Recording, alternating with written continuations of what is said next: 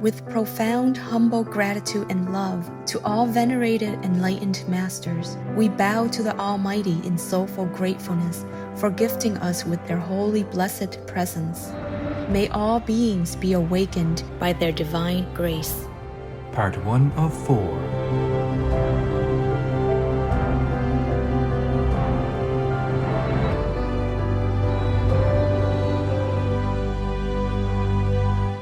Etc. Our programs offer many languages. Please visit suprememastertv.com/schedule. All the aspiration is not so much away from evil as towards the soul's own highest and noblest. This attained, all is one, and there is rest, and this is the veritably will state of life. Please continue watching to hear readings of the wisdom of philosopher Plotinus, vegetarian.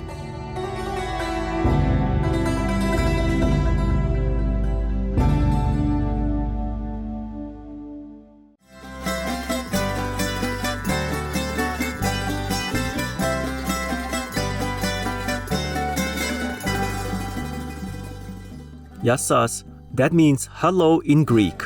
I'm Nicholas. The kind-hearted people of Corfu invite you to pray for the whole of humanity to choose the benevolent vegan diet that will bring peace to our planet.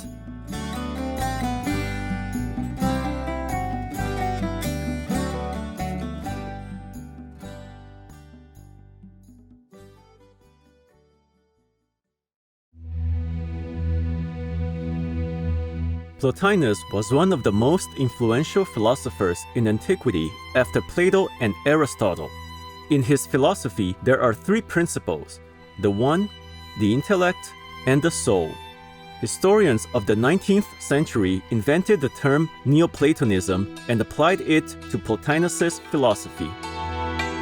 His metaphysical writings have inspired centuries of Islamic, Jewish, Christian, and Gnostic metaphysicians. The issue of happiness is one of Plotinus's greatest imprints on Western thought, as he was one of the first to introduce the idea that happiness is attainable only within consciousness. From all accounts, his personal and social life exhibited the highest moral and spiritual standards. He disliked talking about his own life, disapproved of meat, and refused medications containing animal substances. Plotinus's final words were, "Try to raise the divine in yourselves to the divine in the all." Long before his physical departure from this world, the philosopher entrusted two of his closest disciples, Porphyry and Emilius, with the extensive task of collecting, revising, and compiling his writings. Thus, the Six Enneads was published to share Plotinus's precious insights with countless generations. It consists of 54 treatises varied in length, arranged in 6 sets of 9, or Ennead, in 3 volumes. The Enneads are sorted by levels of sophistication, starting with the first Ennead, which emphasizes ethical topics.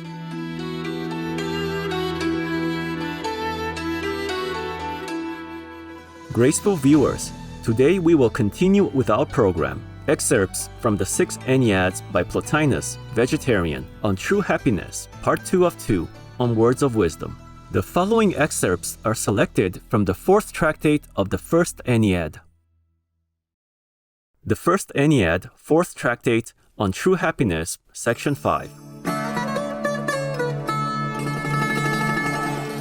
But what of sorrows, illnesses, and all else that inhibit the native activity?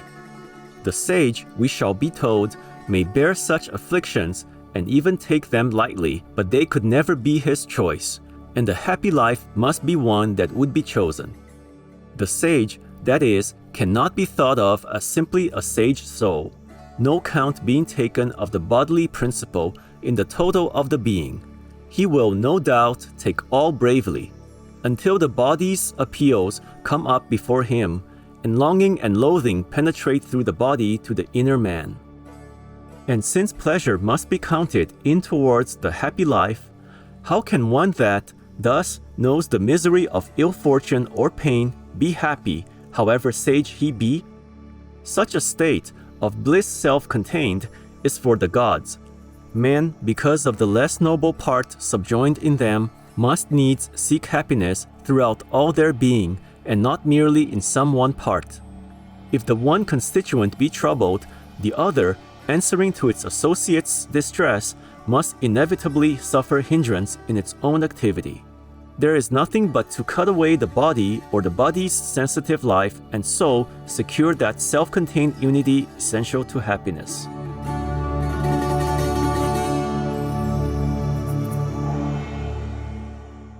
The First Ennead, Fourth Tractate, on True Happiness, Section 6. Now, if happiness did indeed require freedom from pain, sickness, misfortune, disaster, it would be utterly denied to anyone confronted by such trials. But if it lies in the fruition of the authentic good, why turn away from this term and look to means, imagining that to be happy, a man must need a variety of things, none of which enter into happiness?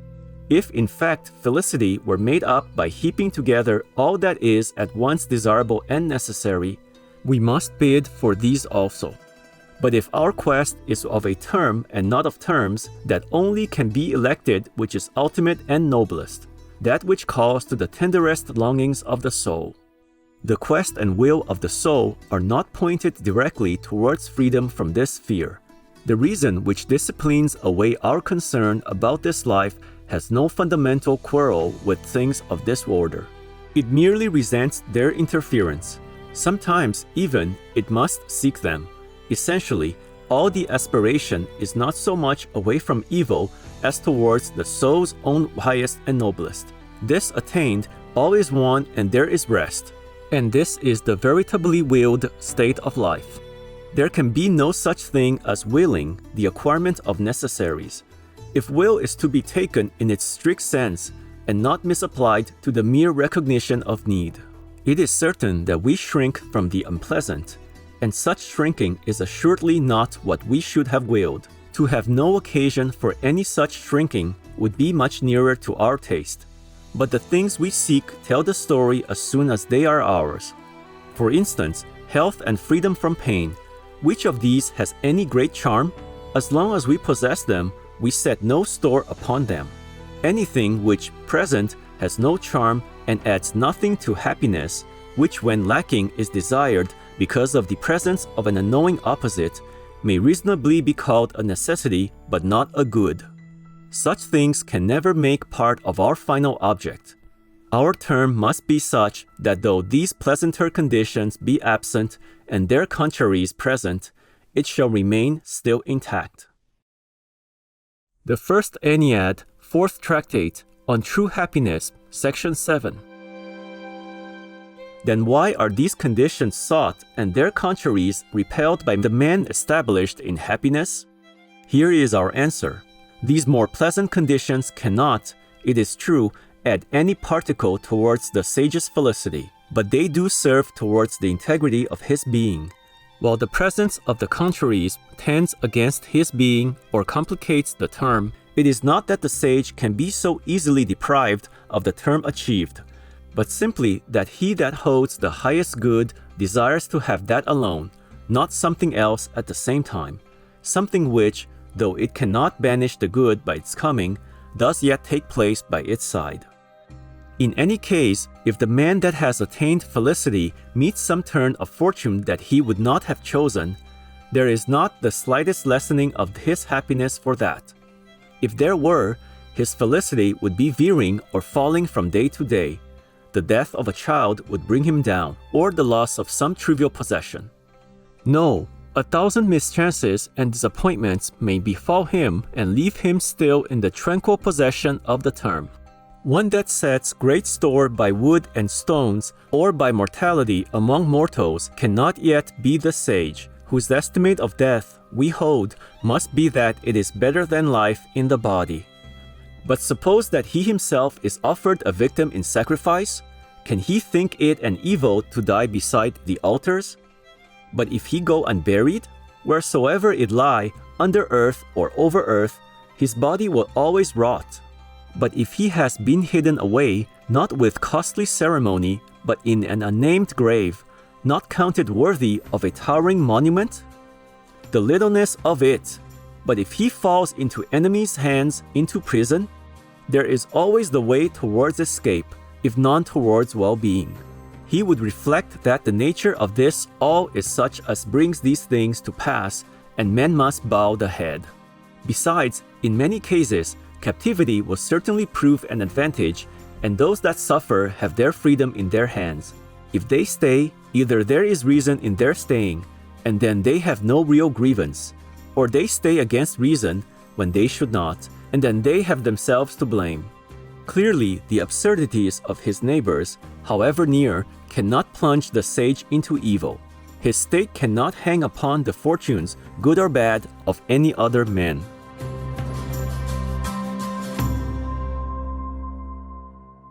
Like the risk of mad cow disease? No? Then choose vegan. Wise viewers, we are grateful for your company today. Coming up next is A Practical Guide to Animal People Activism, books by Mark Hawthorne, Vegan, Part 2 of 2, right after Noteworthy News. May you and your loved ones shine in the brilliant light of God's grace. Our programs offer many languages. Please visit suprememastertv.com/schedule and suprememastertv.com/WOW. Nos programmes offrent plusieurs langues. Veuillez visiter suprememastertv.com/schedule et suprememastertv.com/WOW. Nuestros programas ofrecen varios idiomas. Visiten suprememastertv.com/schedule y suprememastertv.com/WOW. ਸਾਡੇ programme ਪੇਸ਼ ਕਰਦੇ ਹਨ ਅਨੇਕ ਭਾਸ਼ਾਵਾਂ। ਕਿਰਪਾ ਦੇਖੋ suprememastertv.com/schedule ਅਤੇ suprememastertv.com/WOW